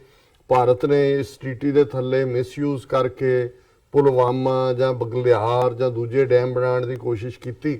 ਪਾਕਿਸਤਾਨ ਨੇ ਸ਼ਿਕਾਇਤ ਕੀਤੀ ਜਿਹੜੀ ਹੈ ਇੰਟਰਨੈਸ਼ਨਲ ਟ੍ਰਿਬਿਊਨਲ ਕੋਲ, ਔਰ ਉਸ ਦੇ ਵਿੱਚ ਉਹਨਾਂ ਦੇ ਰਿਪਰੈਜ਼ੈਂਟੇਟਿਵ ਆ ਕੇ ਮੋਨੀਟਰ ਕਰਦੇ ਨੇ, ਕਿਉਂਕਿ ਭਾਰਤ ਅਪਰ ਰਾਈਪੇਰੀਅਨ ਹੈ, ਬੈਠਾ ਉੱਤੇ ਕੰਟਰੋਲ ਕਰਕੇ। ਸੋ ਕਈ ਵਾਰ ਇਸ ਕਿਸਮ ਦੀ ਕਰਦੇ ਨੇ ਕਿ ਜਦੋਂ ਪਹਿਲਾਂ ਜੇ ਬੈਰਾਜ ਦੇ ਵਿੱਚ ਰੋਕਿਆ ਪਾਣੀ, ਫਲੱਡ ਆ ਗਏ ਨੇ, ਤੁਸੀਂ ਇੱਕਦਮ ਛੱਡ ਦਿੱਤਾ ਹੈ। ਪਰ ਬਾਈ ਐਂਡ ਲਾਰਜ ਕਿ ਪਿਛਲੇ ਆਲਮੋਸਟ 59 ਸਾਲ ਤੋਂ ਇਹ ਟ੍ਰੀਟੀ ਫੰਕਸ਼ਨਲ ਹੈ। ਇਹਦੇ ਬਾਵਜੂਦ ਪਾਕਿਸਤਾਨ ਦੀ ਸ਼ਿਕਾਇਤ ਹੁੰਦੀ ਹੈ ਔਰ ਜਾਇਜ਼ ਵੀ ਹੁੰਦੀ ਹੈ ਕਿ ਕਿਵੇਂ ਪਾਣੀ ਡਰਾਈ ਹੋ ਰਿਹਾ ਕੀ ਹੈ। ਔਰ ਇਨ ਦਾ ਮੀਨ ਟਾਈਮ ਭਾਰਤ ਨੇ ਇਧਰ ਤਿੰਨੋਂ ਹੀ ਜਿਹੜੇ ਵੱਡੇ ਦਰਿਆ ਨੇ ਸਤਲੁਜ, ਬਿਆਸ ਔਰ ਰਾਵੀ, ਸਤਲੁਜ ਦੇ ਉੱਤੇ ਭਾਖੜਾ ਬਣਾਇਆ, ਬਿਆਸ ਦੇ ਉੱਤੇ ਪੌਂਗ ਬਣਾਇਆ, ਰਾਵੀ ਦੇ ਉੱਤੇ ਥੀਂ ਡੈਮ ਬਣਾਇਆ। ਔਰ ਉਹਨਾਂ ਨੇ ਕਾਫੀ ਪਾਣੀ ਜਿਹੜਾ ਅਦਰ ਦੈਨ ਕਿ ਬਰਸਾਤਾਂ ਦੇ ਵਿੱਚ ਜਦੋਂ ਜ਼ਿਆਦਾ ਪਾਣੀ ਹੁੰਦਾ ਉਦੋਂ ਛੱਡ ਦਿੰਦੇ ਨੇ, ਅਦਰਵਾਈਜ਼ ਤਾਂ ਜਿਹੜਾ ਹੁਣ ਬਿਆਸ ਹੈ ਉਹ ਨਾਲੇ ਵਾਂਗ ਹੈ, ਸੁੱਕਾ ਹੁੰਦਾ। ਲੇਕਿਨ ਇਹਦੇ ਇਹ ਪਾਰਟ ਜਦੋਂ ਦੀ ਮੋਦੀ ਸਰਕਾਰ ਆਈ ਹੈ, ਇਹ ਗੱਲ ਅਕਸਰ ਪ੍ਰਚਾਰੀ ਗਈ, ਸੁਣੀ ਜਾਂਦੀ ਸੀ ਫਲਾਣਾ ਕਿ ਜੀ ਅਸੀਂ ਜਿਹੜਾ ਹੈ, ਉਹਨਾਂ ਨੇ ਪਿਛਲੇ ਵੀ ਸਾਲ ਪਹਿਲਾਂ ਵੀ ਕਿਹਾ ਜੀ ਅਸੀਂ ਪਾਣੀ ਨੂੰ ਰੋਕ ਲਾਂਗੇ। ਔਰ ਹੁਣ ਵੀ ਜਦੋਂ ਇਹ ਪੁਲਵਾਮਾ ਘਟਨਾ ਤੋਂ ਇੱਕਦਮ ਬਾਅਦ ਮੈਂ ਦੇਖ ਰਿਹਾ ਸੀ ਜਿਹੜੇ ਇਹਨਾਂ ਦੇ ਬੜੇ ਕੌਨਫੀਡੈਂਟ ਕਿਸਮ ਦੇ ਜਰਨਲਿਸਟ ਨੇ ਉਹ ਸਟੋਰੀਜ਼ ਬ੍ਰਾਂਡ ਕਰ ਰਹੇ ਸੀ ਕਿ ਜੀ ਸਕ੍ਰੈਪ ਇੰਡਸ ਵਾਟਰ ਟ੍ਰੀਟੀ, ਇਹਨੂੰ ਖਤਮ ਕਰੋ, ਪਾਕਿਸਤਾਨ ਦਾ ਪਾਣੀ ਜਿਹੜਾ ਹੈ ਉਹਨੂੰ ਰੋਕ ਲਓ ਸਾਰਿਆਂ ਨੂੰ, ਇਹਨਾਂ ਨੂੰ ਸਟਾਰਵ ਕਰ ਦਿਓ ਵੀ ਪਾਣੀ ਜਾਏਗਾ ਹੀ ਨਹੀਂ, ਦੂਜਾ ਵੀ ਹੋਏਗਾ। ਹਾਲਾਂਕਿ ਹੁਣ ਜਦੋਂ ਅਸੀਂ ਦੇਖ ਰਹੇ ਹਾਂ ਵੀ ਇਹ ਵੀ ਉਸ ਇੱਕ ਪ੍ਰਚਾਰ ਤੰਤਰ ਦਾ ਹਿੱਸਾ ਵੀ ਹੈ ਜਿਹੜਾ ਉਹਨਾਂ ਨੇ ਅਦਰਵਾਈਜ਼ ਕੀਤਾ ਹੈ। ਔਰ ਵੈਸੇ ਇਸ ਸਾਰੇ ਚੋਂ ਅਲਟੀਮੇਟਲੀ ਇਹ ਗੱਲ ਕਿੱਧਰ ਨੂੰ ਜਾਏਗੀ ਇਹ ਤਾਂ ਉਹਨਾਂ ਦਾ ਕੀ ਹੈ ਇਹਦੇ ਤੇ ਡਿਪੈਂਡ ਕਰੇਗਾ, ਕਿਉਂਕਿ ਜਿਵੇਂ ਕੁਲਭੂਸ਼ਣ ਯਾਦਵ ਦਾ ਕੇਸ ਜਿਹਦੀਆਂ ਖਤਮ ਹੋ ਗਿਆ, ਅੱਜ ਪਾਕਿਸਤਾਨ ਨੇ ਪ੍ਰੈਜੈਂਟੇਸ਼ਨ ਦਿੱਤੀ ਫਾਈਨਲ, ਉਹਦੇ ਚੋਂ ਫੈਸਲਾ ਤਾਂ ਜਾ ਕੇ ਜੂਨ ਜੁਲਾਈ ਦੇ ਨੇੜੇ ਆਏਗਾ। ਪਰ ਕਿਉਂਕਿ already international court of justice ਦੇ ਵਿੱਚ ਭਾਰਤ ਦਾ ਇੱਕ ਜੱਜ ਪਰਮਾਨੈਂਟਲੀ ਭੰਡਾਰੀ ਵੀ ਬੈਠਾ ਹੋਇਆ ਹੈ,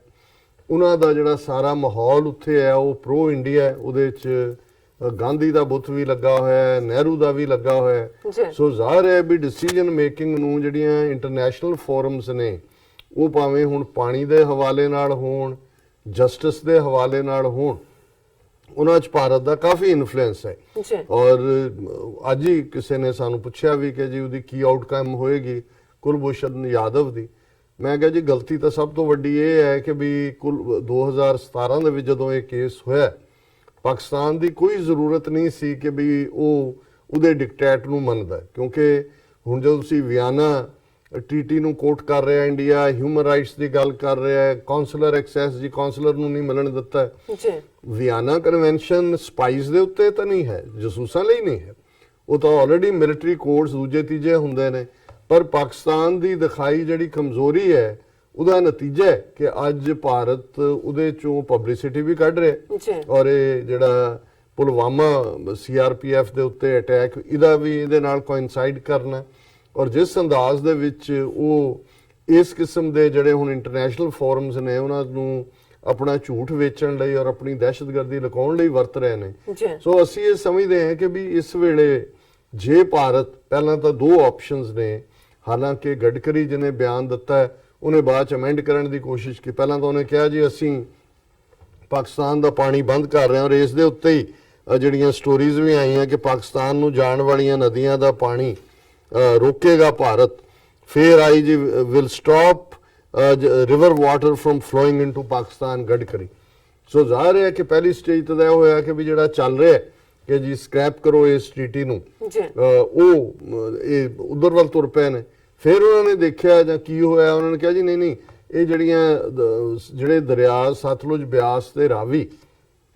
ਇਹਨਾਂ ਦਾ ਜਿਹੜਾ ਪਾਣੀ ਵਾਧੂ ਜਾ ਰਿਹਾ, ਅਸੀਂ ਉਹਨੂੰ ਮੋੜ ਕੇ ਜਮਨਾ 'ਚ ਲਿਆਵਾਂਗੇ, ਜਮਨਾ ਤੋਂ ਬਾਅਦ ਅਸੀਂ ਪੰਜਾਬ ਤੇ ਰਾਜਸਥਾਨ ਦੇ ਖੇਤਾਂ ਨੂੰ ਦੇਵਾਂਗੇ, ਉਹ ਨੌਨਸੈਂਸ। ਔਰ ਵਾਜਪਾਈ ਦੀ ਸਰਕਾਰ ਵੇਲੇ ਇਹਨਾਂ ਨੇ ਇੱਕ ਸਕੀਮ ਵੀ ਲਿਆਂਦੀ ਸੀ ਜਿਹੜੀ ਚੱਲੀ ਨਹੀਂ, ਕਿਉਂਕਿ ਅਗੇਂਸਟ ਦਾ এনवायरमेंट ਹੈ, ਅਗੇਂਸਟ ਦਾ ਇਕੋਲੋਜੀ ਹੈ ਐਂਡ ਅਗੇਂਸਟ ਦਾ ਇੰਟਰਸਟ ਉਹਨਾਂ ਦੇ ਜਿਹੜੇ ਕਿ ਰਾਈਪੇਰੀਅਨ ਸਟੇਟਸ ਨੇ। ਔਰ ਇਹ ਸੀ ਪ੍ਰੋਜੈਕਟ ਸੀ ਇੰਟਰਲਿੰਕਿੰਗ ਆਫ ਰਿਵਰਸ। ਹੁਣ ਜਿਹੜਾ ਪੰਜਾਬ ਦਾ ਪਾਣੀ ਵੀ ਹੈ, ਇਸ ਤੋਂ ਪਹਿਲਾਂ ਕਿ ਮੈਂ ਗੱਲ ਕਰਾਂ ਕਿ ਵੀ ਇਹ ਟ੍ਰੀਟੀ ਕਿੱਧਰ ਨੂੰ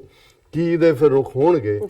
ਇੱਧਰ ਜਦੋਂ ਸਤਲੁਜ, ਬਿਆਸ, ਰਾਵੀ ਇੱਧਰ ਨੂੰ ਮਿਲ ਗਏ, ਜ਼ਾਹਰ ਹੈ ਵੀ ਇਹ ਪੰਜਾਬ ਦੀਆਂ ਦੇ ਦਰਿਆ ਨੇ। ਔਰ ਜਿਹੜਾ ਭਾਰਤੀ ਕਬਜ਼ੇ ਵਾਲਾ ਪੰਜਾਬ ਹੈ ਉਹ ਰਾਈਪੇਰੀਅਨ ਸਟੇਟ ਹੈ। ਔਰ ਉਸ ਪੀਰੀਅਡ 'ਚ ਜਦੋਂ 1960 'ਚ ਟ੍ਰੀਟੀ ਹੁੰਦੀ ਹੈ, ਇਹਨਾਂ ਤਿੰਨਾਂ ਦਰਿਆਵਾਂ ਦੇ ਵਿੱਚ, ਸਤਲੁਜ, ਬਿਆਸ, ਰਾਵੀ ਦੇ ਵਿੱਚ 16.5 ਮਿਲੀਅਨ ਏਕੜ ਫੁੱਟ ਪਾਣੀ ਜਿਹੜਾ ਉਹ ਪ੍ਰੋਡਿਊਸ ਹੁੰਦਾ, ਜਿਹੜਾ ਉਹਨਾਂ ਨੇ ਕੈਲਕੂਲੇਟ ਕੀਤਾ। ਉਹਦਾ ਵੱਧਦਾ ਰਹਿੰਦਾ ਹੈ ਜਿਹੜਾ ਉਹਦਾ ਅਮਾਉਂਟ ਹੈ ਪਾਣੀ ਦਾ। 8.5 ਮਿਲੀਅਨ ਏਕੜ ਫੁੱਟ ਪਾਣੀ ਜਿਹੜਾ ਉਹ ਰਾਜਸਥਾਨ ਨੂੰ ਦਿੱਤਾ ਗਿਆ। ਨਾ ਤਾਂ ਰਾਜਸਥਾਨ ਰਾਈਪੇਰੀਅਨ ਸਟੇਟ ਸੀ, ਨਾ ਕਦੇ ਰਾਜਸਥਾਨ ਪੰਜਾਬ ਦਾ ਹਿੱਸਾ ਸੀ। ਤੁਸੀਂ ਕਹੋ ਜੀ ਰਾਈਪੇਰੀਅਨ ਨਹੀਂ ਹੈ, ਇਹ ਪੰਜਾਬ ਦੇ ਸੂਬੇ ਦੇ ਨਾਲ ਲੱਗਾ ਹੋਇਆ। ਔਰ ਸਾਰੇ ਇੰਟਰਨੈਸ਼ਨਲ ਰਾਈਪੇਰੀਅਨ ਲਾਜ਼ ਨੂੰ ਜਿਹੜਾ ਉਹ ਉਲੰਘ ਕੇ ਅੱਜ ਅਸੀਂ ਇਹ ਦੇਖ ਰਹੇ ਹਾਂ ਕਿ 1960 ਤੋਂ ਬਾਅਦ ਜਿਹੜਾ ਉਹ ਕਿੰਨੇ 59 ਸਾਲ ਹੋ ਗਏ ਨੇ, ਫ੍ਰੀ ਆਫ ਕਾਸਟ ਅੱਧੇ ਤੋਂ ਜ਼ਿਆਦਾ ਪਾਣੀ ਜਿਹੜਾ ਉਹ ਰਾਜਸਥਾਨ ਨੂੰ ਜਾ ਰਿਹਾ। ਔਰ ਇਸੇ ਤਰ੍ਹਾਂ ਜਿਹੜਾ ਬਚ ਗਿਆ 8 ਮਿਲੀਅਨ ਏਕੜ ਫੁੱਟ ਪਾਣੀ, ਉਹਦੇ ਚੋਂ 3.5 ਮਿਲੀਅਨ ਏਕੜ ਫੁੱਟ ਪਾਣੀ ਜਿਹੜਾ ਉਹ ਹਰਿਆਣੇ ਨੂੰ ਦੇ ਦਿੱਤਾ। ਔਰ ਹਰਿਆਣਾ ਵੀ ਰਾਈਪੇਰੀਅਨ ਨਹੀਂ ਰਿਹਾ ਇਹਨਾਂ ਤਿੰਨਾਂ ਦਾ। ਔਰ ਜਿਹੜੀ ਹਰਿਆਣੇ ਚੋਂ ਜਿਹੜੀ ਰਿਵਰ ਲੰਘਦੀ ਹੈ ਜਮਨਾ, ਜਿਹਦਾ ਹਰਿਆਣਾ ਰਾਈਪੇਰੀਅਨ ਹੈ, ਉਹਦੇ ਚੋਂ ਇੱਕ ਬੂੰਦ ਵੀ ਪੰਜਾਬ ਨੂੰ ਨਹੀਂ ਦਿੱਤੀ। ਔਰ ਇਹਦਾ ਹੀ ਕਾਰਨ ਹੈ, ਇੱਕ ਤਾਂ ਇਹਨਾਂ ਨੇ ਡੈਮ ਬਣਾ ਕੇ ਪਾਣੀ ਉੱਪਰ ਰੋਕ ਲਿਆ, ਉਹਦਾ ਹੀ ਰੀਜ਼ਨ ਹੈ ਕਿ 47 ਤੋਂ ਬਾਅਦ ਪੰਜਾਬ ਦੇ ਜਿਨ੍ਹਾਂ ਜ਼ਿਲ੍ਹਿਆਂ ਦੇ ਵਿੱਚ ਪਾਣੀ 15 ਤੋਂ 20 ਫੁੱਟ ਦੇ ਪਿਆ ਸੀ, ਹੁਣ ਉਹ 200-250 ਫੁੱਟ ਥੱਲੇ सबमर्सिबल पंप ला के भी पानी नहीं आਉਂਦਾ और वो भी पोल्यूटेड है गंदा पानी जी सो ये ਇਹਦਾ ਇੱਕ ਇਫੈਕਟ ਹੈ ਕਿਉਂਕਿ ਜਦੋਂ ਹੁਣ ਪਾਣੀ ਦੀ ਇਹ ਗੱਲ ਕਰ ਰਹੇ ਨੇ ਟ੍ਰੀਟੀ ਪਾਕਿਸਤਾਨ ਦਾ ਰੋਕ ਲਾਂਗੇ ਅਸੀਂ ਵੀ ਪਾਰਟੀ ਹੈ ਕਿਉਂਕਿ ਇਹ ਤਿੰਨੋਂ ਹੀ ਦਰਿਆ ਸਤਲੁਜ ਬਿਆਸ ਰਾਵੀ ਸਾਡੀ ਸਰਜ਼ਮੀਨ ਤੇ ਭਾਰਤੀ ਕਬਜ਼ੇ ਵਾਲੇ ਪੰਜਾਬ 'ਚ ਨਿਕਲਦੇ ਨੇ ਔਰ ਅਸੀਂ ਤਾਂ ਇਹ ਸਮਝਦੇ ਹਾਂ ਕਿ ਵੀ ਜਦੋਂ ਇੱਕ ਆਜ਼ਾਦ ਦੇਸ਼ ਖਾਲਿਸਤਾਨ ਹੋਣ ਚਾਹੁੰਦਾ ਹੈ ਪਾਕਿਸਤਾਨ ਸਾਡਾ ਗਵਾਂਢੀ ਦੇਸ਼ ਹੈ ਜਿੱਥੇ ਦੁਨੀਆ ਦੇ ਵਿੱਚ ਪਾਣੀ ਦਾ ਇੱਕ ਜਿਹੜਾ ਇੱਕ ਵੱਡੀ ਕੀਮਤ ਹੈ ਔਰ ਅਸੀਂ ਸਮਝਦੇ ਹਾਂ ਵੀ ਇਹ ਸਾਡੇ ਕੋਲ ਕੋਈ ਸੋਨਾ ਚਾਂਦੀ ਕੋਈ ਹੋਰ ਜ਼ਮੀਨ ਦੇ ਥੱਲੇ ਨਹੀਂ ਹੈ ਪੰਜਾਬ 'ਚ ਇਹ ਪਾਣੀ ਨੂੰ ਔਰ ਪਾਕਿਸਤਾਨ ਨੂੰ ਵੀ ਜਿਹੜਾ ਆਲਰੇਡੀ ਉੱਥੇ ਕਾਫੀ ਕ੍ਰਾਈਸਿਸ ਹੁੰਦਾ ਹੈ ਪਾਣੀ ਦਾ ਸੋ ਜਿਹੜੀ ਟ੍ਰੀਟੀ ਹੋਈ ਹੈ ਉਸ ਤੋਂ ਇਲਾਵਾ ਜਿਹੜਾ ਪਾਣੀ ਹੈ ਉਹ ਤੁਸੀਂ ਪਾਣੀ ਵੇਚ ਸਕਦੇ ਹੋ ਬਜਾਏ ਕਿ ਰਾਜਸਥਾਨ ਵਰਗੀਆਂ ਸਟੇਟਾਂ ਫ੍ਰੀ ਆਫ ਕਾਸਟ ਨੂੰ ਲੈ ਰਹੀਆਂ ਨੇ ਸੋ ਇਸ ਦੇ ਉੱਤੇ ਵੀ ਅਸੀਂ ਇੱਕ ਅੱਧਾ ਸੈਗਮੈਂਟ ਕਰਾਂਗੇ ਕਿ ਵੀ ਇਹ ਵਾਟਰ ਇਸ਼ੂ ਕਿਵੇਂ ਸਾਡੇ ਲਈ ਵੀ ਉਨਾ ਹੀ ਇੰਪੋਰਟੈਂਟ ਹੈ ਜਿੰਨਾ ਪਾਕਿਸਤਾਨ ਦੀ ਲਾਈਫ ਲਾਈਨ ਹੈ ਜੀ ਪਰ ਗੱਲ ਅਸੀਂ ਹੁਣ ਜਦੋਂ ਇਹਨਾਂ ਨੇ ਇਹੀ ਲਾਈਨ ਲਈ ਹੈ ਕਿ ਜੀ ਅਸੀਂ ਉਹਨੂੰ ਪਾਣੀ ਨੂੰ ਰੋਕਾਂਗੇ ਲੌਂਗ ਟਰਮ ਯੋਜਨਾ ਹੈ ਅਸੀਂ ਇਹ ਬਣਾਵਾਂਗੇ ਉਹ ਬਣਾਵਾਂਗੇ ਅਸੀਂ ਇਸ ਪਾਸੇ ਜਾਣ ਦੀ ਥਾਂ ਪਹਿਲੀ ਗੱਲ ਵੱਲ ਦੇਖੀਏ ਕਿ ਜਿਹੜੀ ਇਹਨਾਂ ਦੀ ਨੀਅਤ ਸਕ੍ਰੈਪ ਕਰਨਾ ਜੀ ਇੰਡਸ ਵਾਟਰ ਟ੍ਰੀਟੀ ਅਸੀਂ ਸਕ੍ਰੈਪ ਕਰਾਂਗੇ ਜੀ ਹੁਣ ਦੇਖਣ ਵਾਲੀ ਗੱਲ ਇਹ ਹੈ ਜਿਵੇਂ ਅਮਰੀਕਨ ਕਹਿੰਦੇ ਨੇ ਕਿ be ready for the bad scenario ਬਿਲਕੁਲ ਹੁਣ ਭਾਰਤ ਦੇ ਕੋਲ ਕੀ ਆਪਸ਼ਨਸ ਨੇ ਕਿਹਦੇ ਥੱਲੇ ਉਹਨੂੰ ਉਹ ਸਕ੍ਰੈਚ ਕਰ ਸਕਦਾ ਹੈ ਪਹਿਲਾ ਉਹ ਇਸ ਨੂੰ ਇਹ ਬਣਾ ਕੇ ਕਿ ਦਹਿਸ਼ਤਗਰਦੀ ਕਿ ਜੀ ਪਾਕਿਸਤਾਨ ਭਾਰਤ ਦੇ ਵਿੱਚ ਆ ਕੇ ਦਹਿਸ਼ਤਗਰਦੀ ਕਰ ਰਿਹਾ ਔਰ ਇਸ ਲਈ ਜਿਹੜਾ ਲਾਅ ਆਫ ਟ੍ਰੀਟੀਜ਼ ਹੈ ਇੰਟਰਨੈਸ਼ਨਲ ਉਹਦੇ ਥੱਲੇ ਅਸੀਂ ਇਸ ਨੂੰ ਜਿਹੜਾ ਹੈ ਉਹ ਰੱਦ ਕਰ ਰਹੇ ਹਾਂ ਜੀ ਦੂਸਰਾ ਜਿਹੜਾ ਵਿਆਨਾ ਕਨਵੈਨਸ਼ਨ ਦੇ ਥੱਲੇ ਹਿਊਮਨ ਰਾਈਟਸ ਦੇ ਇਸ਼ੂ ਨੂੰ ਹਾਈਲਾਈਟ ਕਰਕੇ ਉਸ ਦੇ ਨਾਲ ਜੋੜ ਸਕਦੇ ਨੇ ਪਰ ਹੁਣ ਦੇਖਣ ਵਾਲੀ ਗੱਲ ਇਹ ਹੈ ਵੀ ਇਹ ਜੋ ਇਸ ਕਿਸਮ ਦੀ ਹਰਕਤ ਕਰਨ ਪੰਜਾਬ ਦੇ ਦੋਨੋਂ ਹੀ ਸੂਬੇ ਪਾਕਿਸਤਾਨੀ ਚਾਰੋਂ ਸੂਬਿਆਂ ਚੋਂ ਪੰਜਾਬ ਔਰ ਸਿੰਧ ਉਹਨਾਂ ਦਾ ਧਰਮਦਾਰ ਹੀ ਜਿਹੜਾ ਹੈ ਉਹ ਚਨਾਹ ਔਰ ਜੇਹਲਮ ਦੇ ਜਿਹੜਾ ਪਾਣੀਆਂ ਦੇ ਉੱਤੇ ਹੈ ਮੰਗਲਾ ਡੈਮ ਜਿਹੜਾ ਵਰਲਡ ਬੈਂਕ ਨੇ ਸਮਝੌਤਾ ਕਰਾਇਆ ਇਧਰ ਪਾਖੜਾ ਡੈਮ ਲਈ ਵੀ ਉਹਨਾਂ ਨੇ ਫਾਈਨੈਂਸ ਕੀਤਾ ਉਧਰ ਮੰਗਲਾ ਡੈਮ ਲਈ ਵੀ ਕੀਤਾ ਪਰ ਪਾਕਿਸਤਾਨ ਦੇ ਦੋਨੋਂ ਹੀ ਸੂਬੇ ਪੰਜਾਬ ਔਰ ਸਿੰਧ ਜਿਹੜੇ ਨੇ ਉਹ ਡਰਾਈ ਹੋ ਜਾਣਗੇ ਔਰ ਵੱਡੀ ਆਬਾਦੀ ਜਿਹੜੀ ਹੈ ਪਾਕਿਸਤਾਨ ਦੀ ਆਲਮੋਸਟ 60% ਤੋਂ ਜ਼ਿਆਦਾ ਆਬਾਦੀ ਪੰਜਾਬ 'ਚ ਹੈ ਜੀ ਹੁਣ ਪਾਕਿਸਤਾਨ ਕੋਲ ਕੀ ਚੋਇਸ ਹੋਏਗੀ ਪਹਿਲੀ ਗੱਲ ਉਹ ਜੀ ਵਰਲਡ ਬੈਂਕ ਕੋਲ ਜਾਏਗਾ ਵਰਲਡ ਬੈਂਕ ਆਲਰੇਡੀ ਬੈਠੇ ਨੇ ਮਾਮੇ ਇਹਨਾਂ ਦੇ ਅਮਰੀਕਾ ਔਰ ਦੂਜੇ ਉਹ ਪਹਿਲਾਂ ਹੀ ਬਾਹਮ ਰੋੜ ਰਹੇ ਨੇ ਔਰ ਦੂਸਰੇ ਸੋ ਉਹਦੇ 'ਚ ਇੰਟਰਨੈਸ਼ਨਲ ਲੈਵਲ ਦੇ ਉੱਤੇ ਪਾਕਿਸਤਾਨ ਨੂੰ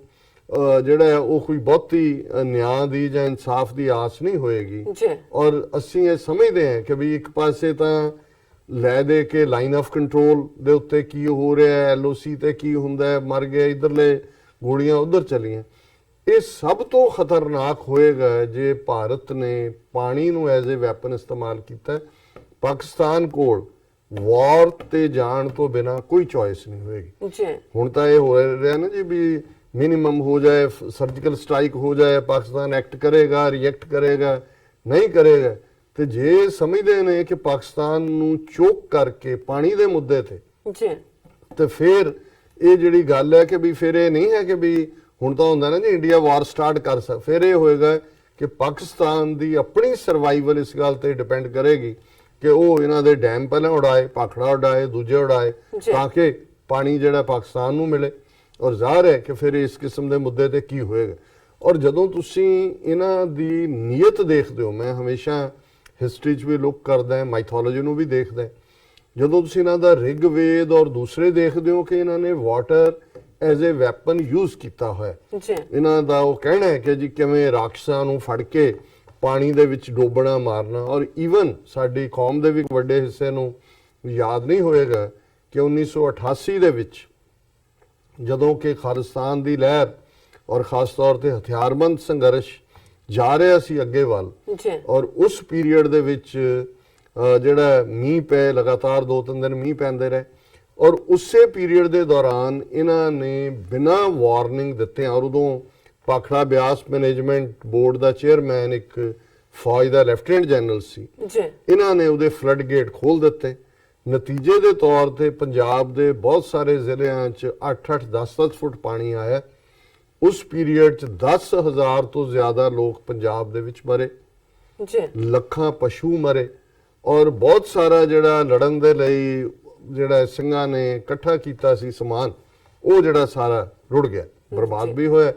ਔਰ ਉਦੋਂ ਇਸ ਗੱਲ ਦੇ ਉੱਤੇ ਜਿਹੜਾ ਕਿ ਵੀ ਉਹਨਾਂ ਨੇ ਤਾਂ ਇਹ ਕਿਹਾ ਸਰਕਾਰ ਨੇ ਕਿ ਜੀ ਇਹ ਅਸੀਂ ਜਿਹੜਾ ਉਹ ਮੀਂਹ ਇੰਨੇ ਕੁ ਪਏ ਫਲੱਡ ਗੇਟ, ਪਰ ਭਜਨਲਾਲ ਐਗਰੀਕਲਚਰ ਮਿਨਿਸਟਰ ਸੀ ਜੀ, ਉਹ ਪੰਜਾਬ ਦੇ ਦੌਰੇ ਤੇ ਹੈਲੀਕਾਪਟਰ ਤੇ ਆ ਜਾ ਕੇ ਉਹਨੇ ਬਿਆਨ ਦਿੱਤਾ ਕਿ ਪੰਜਾਬ ਦੇ ਕਿਸਾਨ ਬਹੁਤ ਖੁਸ਼ ਨੇ ਕਿਉਂਕਿ ਅਗਲੇ ਸਾਲ ਫਸਲ ਬਹੁਤ ਵਧੀਆ ਹੋਗੀ। ਇਹ ਸੀ ਉਸ ਨੂੰ ਵੀ ਜਦੋਂ ਲੋਕਾਂ ਦੀ ਸਫਰਿੰਗ ਹੈ, 10,000 ਬੰਦਾ, ਲੱਖਾਂ ਪਸ਼ੂ ਮਰੇ ਹੋਏ ਨੇ, ਔਰ ਇਹ ਉਸ ਨੂੰ ਜਿਹੜਾ ਉਹ ਰੀਜੋਇਸ ਕਰ ਰਹੇ ਨੇ। ਉਵੇਂ ਹੀ ਜਿਵੇਂ ਨਵੰਬਰ 84 ਜਦੋਂ ਜਿਉਂਦੇ ਜੀ ਅੱਗ ਲਾ ਕੇ ਸਿੱਖ ਸਾੜੇ ਗਏ ਔਰ ਭੀੜ ਜਿਹੜੀ ਹੈ ਹਿੰਦੂਆਂ ਦੀ ਉਹ ਤਾੜੀਆਂ ਮਾਰਦਿਆਂ ਕਹਿੰਦੇ ਸੀ ਸਰਦਾਰ ਜੀ ਭੰਗੜਾ ਡਾਲ ਰਹੇ, ਇਹ ਐਗਜ਼ੈਕਟਲੀ ਉਹ ਸੀ। ਔਰ ਪਰ ਸਿੰਘਾਂ ਨੇ ਹਿਸਾਬ ਬਰਾਬਰ ਕੀਤਾ, ਔਰ ਜਦੋਂ ਇਹ ਸਿੰਘਾਂ ਦੀਆਂ ਬਹਾਦਰੀ ਦੀਆਂ ਦਾਸਤਾਨਾਂ ਸੁਣਾਈਆਂ ਜਾਂਦੀਆਂ ਉਹਨਾਂ 'ਚ ਇੱਕ ਵੱਡਾ ਚੈਪਟਰ ਹੈ ਕਿ ਔਰ ਇਸ ਤੋਂ ਪਹਿਲਾਂ ਇਸ ਗੱਲ ਨੂੰ ਯਕੀਨੀ ਬਣਾਉਣਾ ਕਿ ਵਾਕਈ ਇਹਨਾਂ ਨੇ ਵਾਟਰ ਐਜ਼ ਅ ਵੈਪਨ ਸਾਡੇ ਪੰਜਾਬ ਦੇ ਖਿਲਾਫ ਯੂਜ਼ ਕੀਤਾ। ਐਗਰੀਕਲਚਰ ਯੂਨੀਵਰਸਿਟੀ ਵਾਲਿਆਂ ਨੇ ਇੱਕ ਟੀਮ ਬਣਾਈ ਐਕਸਪਰਟਸ ਦੀ, ਉਹਨਾਂ ਨੇ ਇਨਵੈਸਟੀਗੇਟ ਕਰਕੇ ਆਪਣੀ ਰਿਪੋਰਟ ਦਿੱਤੀ ਕਿ ਵਾਕਈ ਇਹ ਜਿਹੜੇ ਫਲੱਡ ਗੇਟ ਭਾਖੜੇ ਦੇ ਖੋਲੇ ਗਏ ਇਹ ਡੈਲੀਬਰੇਟਲੀ ਪੰਜਾਬ ਨੂੰ ਪਾਣੀ ਥੱਲੇ ਡੋਬਣ ਲਈ ਸੀ, ਔਰ ਜਿਹਨੇ ਭਾਰੀ ਤਬਾਹੀ ਮਚਾਈ। ਔਰ ਕੁਝ ਮਹੀਨਿਆਂ ਬਾਅਦ ਉਹ ਫੌਜ ਦਾ ਲੈਫਟੀਨੈਂਟ ਜਨਰਲ ਜਿਹੜਾ ਭਾਖੜਾ ਬਿਆਸ ਮੈਨੇਜਮੈਂਟ ਬੋਰਡ ਦਾ ਚੇਅਰਮੈਨ ਸੀ, ਉਹਨੂੰ ਸਿੰਘਾਂ ਨੇ ਸਜ਼ਾ ਦਿੱਤੀ, ਅਗਲੀ ਦੁਨੀਆ ਦੇ ਵਿੱਚ ਤੋਰਿਆ। ਲੇਕਿਨ ਮੈਂ ਇਹ ਗੱਲ ਆਪਣੇ ਪਾਕਿਸਤਾਨੀ ਭੈਣਾਂ ਭਰਾਵਾਂ ਨੂੰ ਦੱਸਣਾ ਚਾਹੁੰਦਾ ਕਿ ਇਸ ਗੱਲ ਨੂੰ ਮਹਿਜ਼ ਇਸ ਐਂਗਲ ਤੋਂ ਨਾ ਦੇਖਿਆ ਜਾਏ, ਇਹ ਬ੍ਰਾਹਮਣ ਕਹਿੰਦਾ ਕੁਛ ਹੈ ਕਰਦਾ ਕੁਛ ਹੈ, ਔਰ ਇਹਨਾਂ ਨੇ ਪਾਣੀ ਨੂੰ ਐਜ਼ ਅ ਵੈਪਨ ਇਸਤੇਮਾਲ ਕਰਨਾ, ਔਰ ਇਹਦੇ ਕਨਸੀਕੁਐਂਸਿਸ ਕੀ ਹੋਣਗੇ ਇਹ ਫਿਰ ਮੈਂ ਜਿਵੇਂ ਕਿਹਾ ਕਿ ਵੀ ਪਾਕਿਸਤਾਨ ਦੇ ਕੋਲ ਕੋਈ ਬਹੁਤੀਆਂ ਚੋਇਸਿਸ ਨਹੀਂ ਬਚਣਗੀਆਂ। ਔਰ ਇਸ ਤੋਂ ਪਹਿਲਾਂ ਜਿਹੜਾ ਇਹਨਾਂ ਦਾ ਈਸਟਰਨ ਔਰ ਵੈਸਟਰਨ ਰਿਵਰਸ ਦੀ ਮੈਂ ਗੱਲ ਕਰ ਲਈ ਹੈ ਕਿ ਦੋਨੋਂ ਹੀ ਜਿਹੜੀਆਂ ਨੇ ਉਹ ਇਸ ਕਿਸਮ ਨਾਲ ਡਿਵੀਜ਼ਨ ਹੋਈ ਸੀ, ਔਰ ਇਹ ਇੰਟਰਨੈਸ਼ਨਲੀ ਵੀ ਵਿਆਨਾ ਕਨਵੈਨਸ਼ਨ ਦੇ ਥੱਲੇ, ਲਾਅ ਆਫ ਟ੍ਰੀਟੀਜ਼ ਦੇ ਥੱਲੇ ਇਹਨਾਂ ਨੂੰ ਦਹਿਸ਼ਤਗਰਦੀ ਦੇ ਬਹਾਨੇ ਦੇ ਨਾਲ ਜਿਹੜਾ ਇਸ ਨੂੰ ਸਕ੍ਰੈਪ ਕਰ ਸਕਦੇ ਨੇ। ਔਰ ਇਸ ਵੇਲੇ ਵਰਲਡ ਬੈਂਕ ਦੇ ਉੱਤੇ ਵੀ ਕੋਈ ਬਹੁਤਾ ਜਿਹੜਾ ਉਹਨਾਂ ਦੀ ਫੇਅਰ ਗੇਮ ਨਹੀਂ ਚੱਲ ਰਹੀ। ਸੋ ਮੈਂ ਸਮਝਦਾ ਵੀ ਪਾਕਿਸਤਾਨ 'ਚ ਸਿਆਣੇ ਲੋਕ ਬੈਠੇ ਨੇ, ਇਸ ਸਾਰੇ ਨੂੰ ਉਹ ਜ਼ਰੂਰ ਮੋਨੀਟਰ ਕਰ ਰਹੇ ਨੇ, ਪਰ ਮੈਨੂੰ ਇਹ ਫੀਅਰ ਹੈ ਵੀ ਇਹ ਜਿਹੜਾ ਵਾਟਰ ਐਜ਼ ਅ ਵੈਪਨ ਹੋਏਗਾ ਇਹ ਮਚ ਮੋਰ ਡੇਂਜਰਸ ਹੈ than the war on the borders. ਜੀ ਰਾਜ ਸਾਹਿਬ, ਤੁਹਾਡਾ ਬਹੁਤ ਬਹੁਤ ਸ਼ੁਕਰੀਆ। ਤੁਸੀਂ ਪਹਿਲਾ ਇਸ਼ੂ ਸਾਡੇ ਦਰਸ਼ਕਾਂ ਨਾਲ ਸਾਂਝਾ ਕੀਤਾ। ਇੱਥੇ ਲੈਣੇ ਬ੍ਰੇਕ ਤੋਂ ਪਹਿਲਾਂ ਅਸੀਂ ਆਪਣੇ ਦਰਸ਼ਕਾਂ ਦੇ ਸਰੋਤਿਆਂ ਨੂੰ ਅਪੀਲ ਤੇ ਬੇਨਤੀ ਕਰਦੀ ਹੈ ਵਿਊਅਰਸ, ਜਿਸ ਤਰ੍ਹਾਂ ਕਿ ਤੁਸੀਂ ਜਾਣਦੇ ਹੋ ਕਿ ਟੀਵੀ 84 ਇੱਕ ਪੰਥਕ ਚੈਨਲ ਹੈ। ਟੀਵੀ 84 ਸਿੱਖਾਂ, ਕਸ਼ਮੀਰੀਆਂ ਤੇ ਭਾਰਤੀਆਂ ਨੌਰਥ ਈਸਟ ਸਟੇਟਾਂ ਦੇ ਲੋਕਾਂ ਦੇ ਸਵੈ ਨਿਰਣੇ ਦੇ ਹੱਕਾਂ ਦਾ ਹਾਮੀ ਹੈ। ਅਸੀਂ ਚਾਹਾਂਗੇ ਕਿ ਤੁਸੀਂ ਟੀਵੀ 84 ਦੀ ਚੜ੍ਹਦੀ ਕਲਾ ਲਈ ਵੱਧ ਤੋਂ ਵੱਧ ਡੋਨੇਟ ਕਰੋ। ਡੋਨੇਟ ਕਰਨ ਲਈ ਸਾਡੀ ਵੈਬਸਾਈਟ tv84.tv ਤੇ ਜਾ ਕੇ ਪੇਪਲ ਦੀ ਵਰਤੋਂ ਕਰਕੇ ਵਨ ਟਾਈਮ ਡੋਨੇਟ ਕਰ ਸਕਦੇ ਹੋ, ਮੰਥਲੀ ਡੋਨੇਟ ਵੀ ਕਰ ਸਕਦੇ ਹੋ। ਤੁਸੀਂ ਟੀਵੀ 84 ਦੇ ਨਾਮ ਤੇ ਚੈੱਕ ਬਣਾ ਕੇ ਸਾਨੂੰ ਮੇਲ ਵੀ ਕਰ ਸਕਦੇ ਹੋ ਸਾਡੇ ਇਸ ਪਤੇ ਤੇ 36-01 37th Avenue, Long Island City, New York 11101 USA, ਜਾਂ ਫਿਰ ਤੁਸੀਂ ਸਾਨੂੰ ਫੋਨ ਰਾਹੀਂ ਵੀ ਸੰਪਰਕ ਕਰ ਸਕਦੇ ਸਾਡੇ ਫੋਨ ਨੰਬਰ ਤੇ 5164060694। Thank you so much. ਇਹ ਵੀ ਅਸੀਂ ਆਪਣੇ ਦਰਸ਼ਕਾਂ ਨੂੰ ਦੱਸ ਦਈਏ ਕਿ ਜੋ ਸਾਡੇ ਪ੍ਰੋਗਰਾਮ ਦਾ ਸਮਾਂ ਹੈ ਉਹ 7:30 ਤੋਂ ਲੈ ਕੇ 9 ਵਜੇ ਤੱਕ ਹੈ। ਤੁਸੀਂ ਐਵਰੀਡੇ ਮੰਡੇ ਥਰੂ ਫਰਾਈਡੇ ਇਸ ਪ੍ਰੋਗਰਾਮ ਨੂੰ 7:30 ਤੋਂ ਲੈ ਕੇ 9 ਵਜੇ ਤੱਕ ਦੇਖ ਸਕਦੇ ਹੋ। Thank you so much viewers. ਮਿਲਦੇ ਹਾਂ ਛੋਟੇ ਜਿਹੇ ਵਕਫੇ ਤੋਂ ਬਾਅਦ।